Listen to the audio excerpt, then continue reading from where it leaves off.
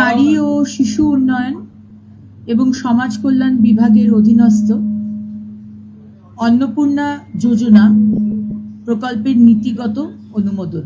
1 June থেকে অ্যাকাউন্টে ঢুকবে 3000 টাকা। বিজ্ঞপ্তি দিয়ে জানিয়ে দিল রাজ্য সরকার। লক্ষ্মীর ভান্ডারের প্রাপকদের সরাসরি অন্নপূর্ণা যোজনা। 25 থেকে 60 বছর পর্যন্ত মহিলাদের অ্যাকাউন্টে সরাসরি টাকা।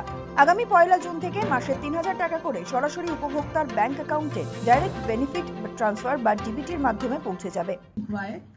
যারা যারা লক্ষ্মীর ভান্ডার পেতেন তাদেরই নাম আবার করে অন্নপূর্ণার ভান্ডার জাস্ট নামগুলো ট্রান্সফার হয়ে যাবে এই স্কিমে।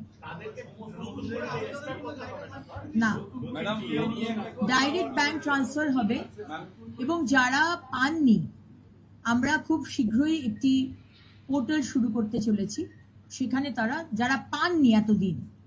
কি শর্ত দিল রাজ্য সরকার?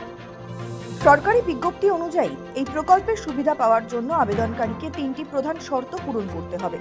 প্রথমত, মহিলার বয়স অবশ্যই 25 থেকে 60 বছরের মধ্যে হতে হবে। দ্বিতীয়ত, রাজ্য বা কেন্দ্রীয় সরকারি চাকুরি হলে মিলবে না অন্নপূর্ণা যোজনার টাকা। শুধু তাই নয়, যারা আয়কর দেন তারাও এই যোজনার আওতায় পড়বেন না।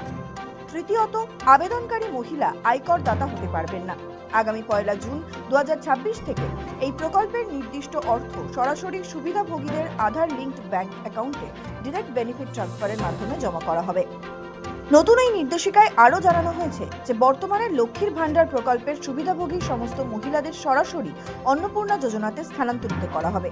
তবে ভোটার স্লিপ বিতরণের সময় এসআইআর 2026 বা অন্যান্য সরকারি যাচাইকরণে মৃত, স্থানান্তরিত বা অনুপস্থিত হিসেবে চিহ্নিত ব্যক্তিদের নাম বাদ দেওয়া হবে। এছাড়া যারা এসআইআর ট্রাইব্যুনালের কাছে আপিল করেছেন বা নাগরিকত্ব সংশোধনী আইনের অধীনে আবেদন করেছেন, তাদের আবেদন নিষ্পত্তি না হওয়া পর্যন্ত তারা এই নতুন প্রকল্পের আওতায় আর্থিক সহায়তা পেতে থাকবেন। মৃত ও স্থানান্তরিত ব্যক্তিদের নাম নিয়মিতভাবে তালিকা থেকে বাদ দেওয়া হবে।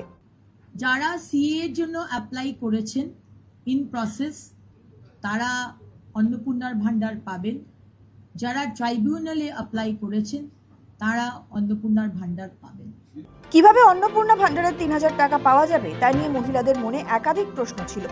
সরকারের তরফে আগেই জানানো হয়েছিল নতুন করে আবেদন পুরনোদের স্ট্যাটাস দেখার জন্য চালু করা হবে পোর্টাল। সেই মতো কথা রেখেছে সরকার। মঙ্গলবার থেকে চালু হয়ে গেল অন্নপূর্ণা ভান্ডারের জন্য পোর্টাল।